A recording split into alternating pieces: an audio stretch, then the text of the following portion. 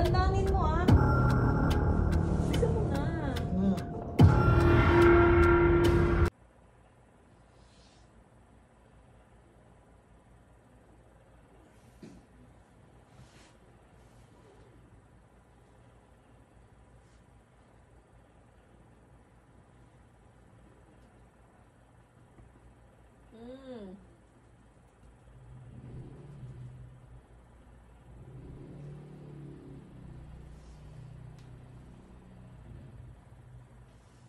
Ang gagawin?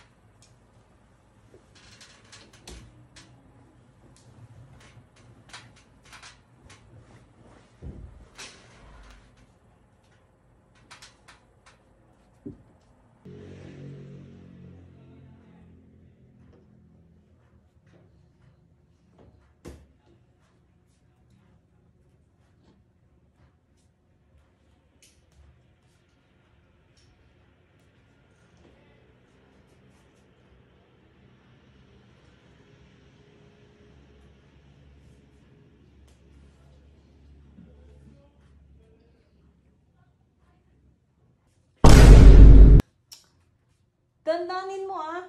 Oo, dahan-dahan lang naman eh. Baka masakit na naman yan.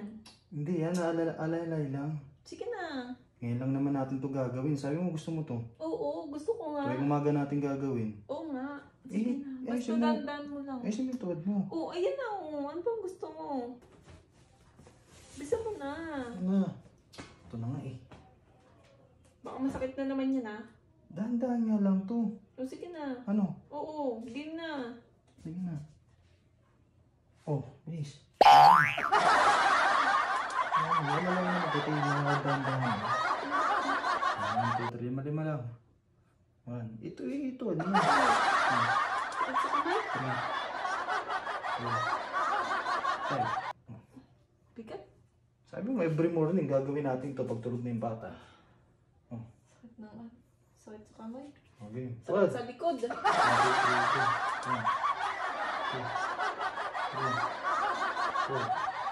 5. Oh. Tama na. Isa pa. Bukas naman. Ano ba naman anak ng Ang tete? sakit sa ano eh. Sakit na So, kung gusto mo mag-exercise na doon umaga, tapos ayaw mo lang. Oo, pero bukas naman. Sakit-sakit sa katawan eh. Nasa ulit. Ano na? Ano na?